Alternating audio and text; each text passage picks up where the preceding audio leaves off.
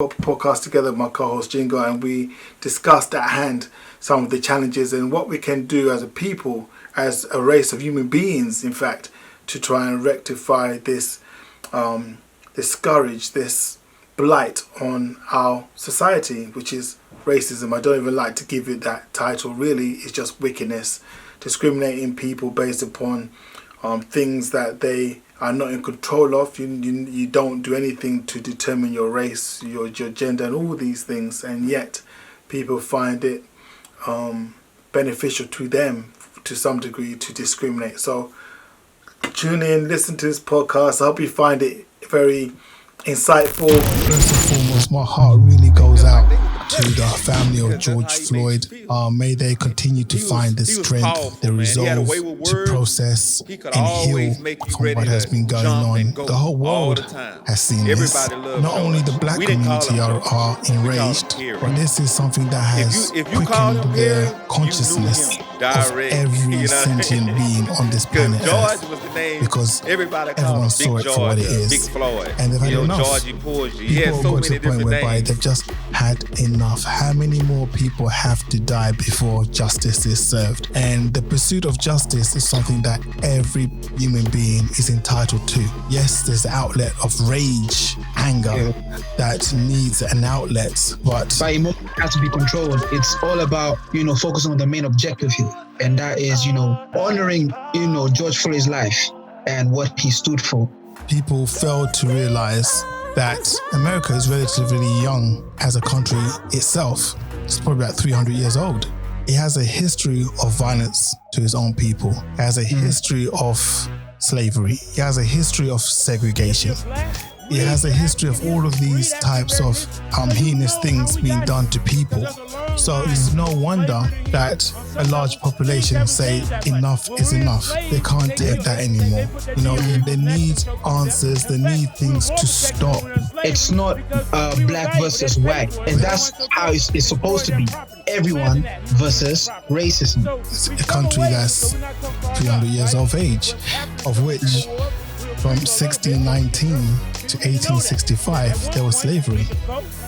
Segregation started in 1865 all the way to 1954. 1954. So there are people alive in the States right now who grew up in the segregated country. So when people say that they're the leaders of the free world and they're the bastions of liberty and justice, whereby only in 1954 they stopped segregation in their own country. If I'm a thief, if I steal, I need to be taught a lesson, right? I need to be taught the lesson because I'm the thief. Right? It's no good teaching the victims of my activities, my criminal activities, about my thieving. You follow my drift? They're victims of the crime, right? Yeah. Right. So what I mean by that is this. If racism that people of color have been complaining about since slavery, it is still taking place today. Yeah. Whose problem is it? You follow my drift? Yeah. It's not a black person's problem. Just if I'm a thief, if I steal, I got a problem in taking things that don't belong to me. Correct? That's a bad joke. That's a big joke. Correct? That's correct. That's correct. Are you hearing me? Yeah? Yeah, I hear you. You actually hear me, yeah? No, I hear you clearly. Okay, just because you said I need one, I'll do that then. But I wasn't. That was a good one. Yes, they need justice. So if you talk about racism, discriminating people based upon the color of their skin, or not the context of their character, as Dr. Martin Luther King was prescribing on the nation. Yeah. Therefore, you must lay the blame or lay the responsibility and the ownership directly at the people doing the racism. The racism is not a black person's problem. We're the victims of it within the context I'm framing this in. Yeah. And in Africa, we have a saying, right, that it takes a whole village to raise a child, right? Yeah. You know that saying, don't you, Jingo? I know that. You know that saying, yeah? But you know the deeper part of that saying? A lot of people stop at that point. It takes a whole village to raise a child. Yeah, very deep, philosophical, understand. Right. But if the child does not feel the warmth from the village, it will burn down the village to feel the heat. Are you understanding what I'm saying?